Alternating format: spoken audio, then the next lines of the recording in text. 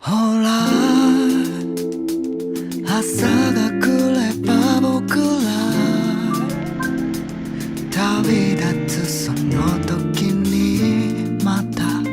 出会えた頃のように笑い合いたい深夜0時改札を抜け君の元にかけてく僕のこと次第に高鳴る音を感じていたこの何とも言えない時間が一番好きだった今まではそう気づけなかったどんなに朝が早い日でも一日の始まりには君の愛しい願おたげ拝みそっと言えてる午前5時このままでいたいもう何もしたくない二人で身を隠してそんなことばかり言ってたよね朝が来れば僕ら旅立つその時にまた出会えた頃のように笑い合いたいから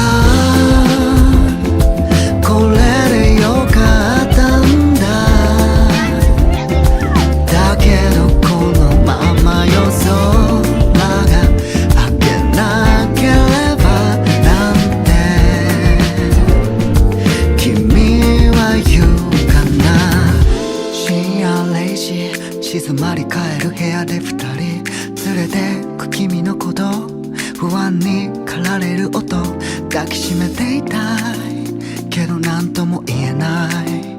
時間が一番嫌いだった苦しませたくはなかったんだどんなに離れ離れでも一日の始まりには君の眩しい笑顔だけ浮かび微笑んでた僕は一人このままでいたいこのままじゃいられないこの恋に二人分の未来は大きすぎたのかな